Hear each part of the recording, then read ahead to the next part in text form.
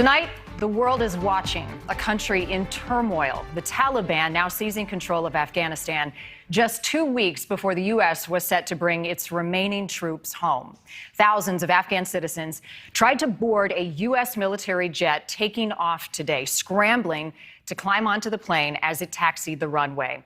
A number of people sadly plunged to their deaths as the aircraft lifted off the ground, revealing the desperation and also the fear so many feel right now in a future if they stay in that country. Taliban fighters capturing all major cities in a matter of days, seizing weaponry and tanks from the Afghan National Army.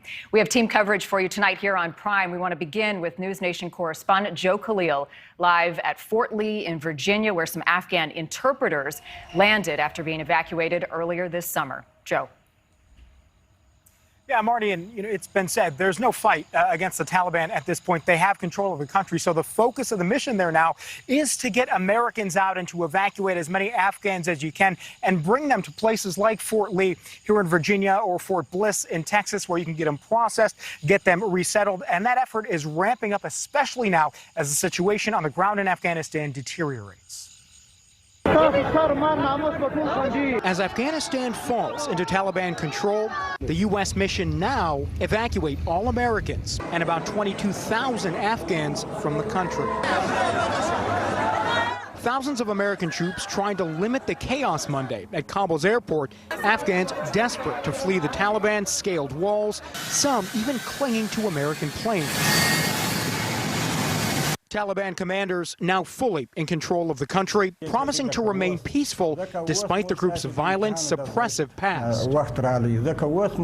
We will give services to our nation. We will give serenity to the whole nation, that we will go as far as possible for the betterment of their lives. Kabul's mayor, Mohammed Sultanzoy, says in the absence of Afghan government and security forces, he's now working with Taliban leaders to keep the city running. They want us to continue our job and provide our much needed service to the city of 5 million people, although the times are a little more anxious times, but we have to do our job. Members of the United Nations now accepting the reality that Afghanistan is in the hands of the Taliban. Still, uncertainty and fear permeate Afghanistan. Government officials and police have fled.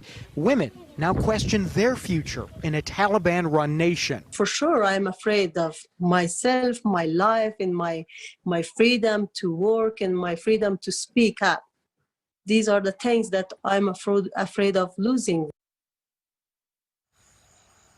The Department of Defense says that the U.S. is going to try to bring up to 22,000 more Afghans to the United States and be able to try to resettle them. They're going to have to secure the airport, though, in Kabul. And they say once they do that, they'll be able to bring 5,000 people per day.